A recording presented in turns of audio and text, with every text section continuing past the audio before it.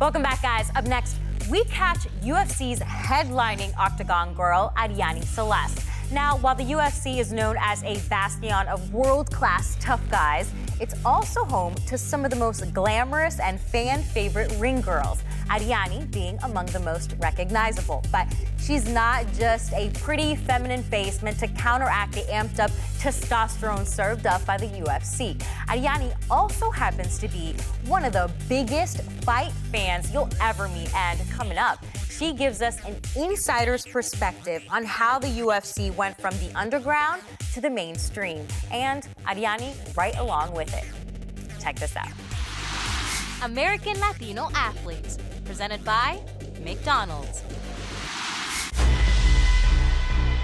There are few places in the world of sport as grueling, challenging, or extreme as the Octagon.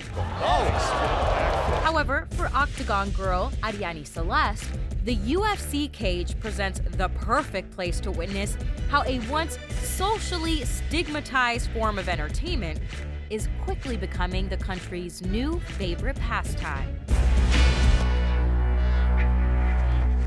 Before the UFC, people viewed MMA as a very rugged, rough,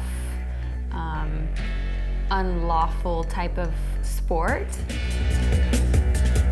There was definitely less families at the fights, there was more men. The more alarming things that I saw was actual real fighting. I saw the backyard brawls like on YouTube. I was taken back a little bit. Hey, The Gracie family created the sport. They have a huge role in the UFC. They created the actual sport behind the jiu-jitsu is all created by them. They're legends.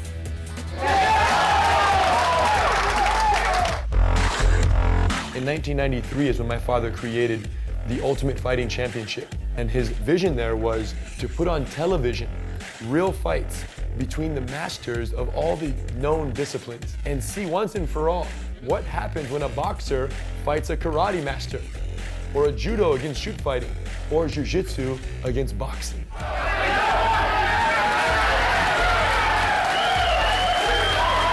In 2006, as I started working with the UFC, I got to know the sport. I got to know that there's actual rules and regulations, and I saw the sport behind the actual fighting, the training, the dieting, all the things that the guys have to go through to actually compete in the UFC.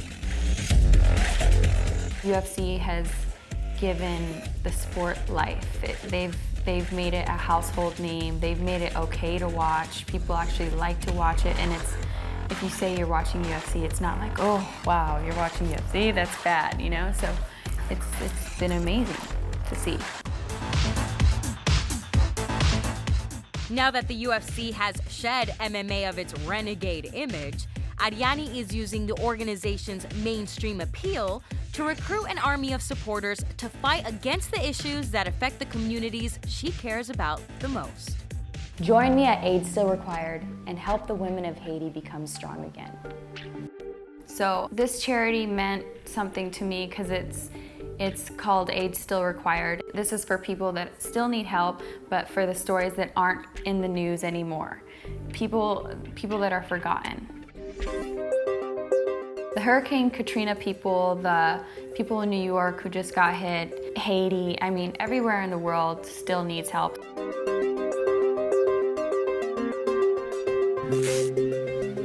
I want to live in a world where women are safe.